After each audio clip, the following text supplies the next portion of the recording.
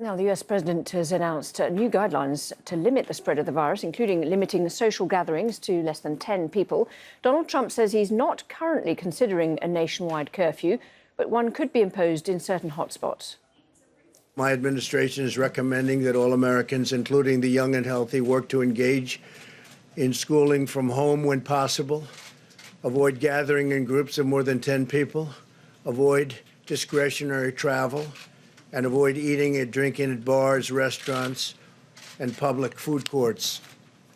If everyone makes this change or these critical changes and sacrifices now, we will rally together as one nation, and we will defeat the virus, and we're going to have a big celebration all together. Now to Alan Fisher, who's in Washington, D.C. So a tightening of the measures, but not perhaps as far as other countries are going. Well, he was asked specifically, are you considering a national quarantine? And he said no, but they may look at some hotspots.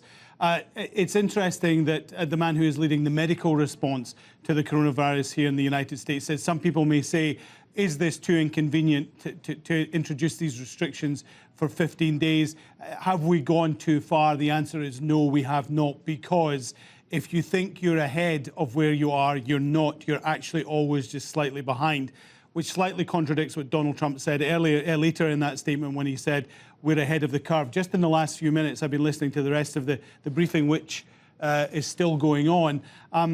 He was asked, how would you rate how the United States government, how your administration has responded to this out of 10, and he gave himself a 10. They're hoping that these restrictions will stop people transmitting the virus, because we saw at the weekend pictures from across the United States of busy bars and clubs. It is the time when a lot of colleges and universities here in the United States have spring break, and so people head off and they party and they enjoy themselves, but they are trying to stop that at the moment. So I'm going to have to let him speak. And Alan, the economy is the big fear, I suppose. There was a kind of a mention of the recession word, but President Trump was reluctant to use it, wasn't he? No one in the administration wants to say that. Part of that's political, because Donald Trump is basing his re-election on the strength of the economy, and there is no doubt that it has taken a hit. They are looking at perhaps specific measures to help the airline industry, and they talked about that. There is also the possibility, too, that the bill that was passed by the House on Friday will be amended by the Senate now that they have got their hands on it. Now they are back after the weekend. One of the measures being considered has been put forward by Mitt Romney, a Republican senator. You may remember him, that he ran for president several years ago. He is suggesting that perhaps there should be a $1,000 payment made to every American to try and boost the economy. The central bank did what they thought was right on Sunday by cutting interest rates to almost zero and also introducing elements of quantitative easing, the most dramatic intervention in the American financial market since the 2008 financial crisis.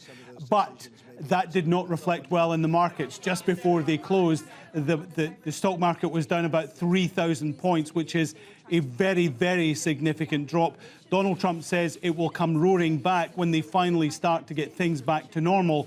But asked when that would be, he says that perhaps this may start to wash through in sometime in July or August. Alan Fisher, thank you very much indeed.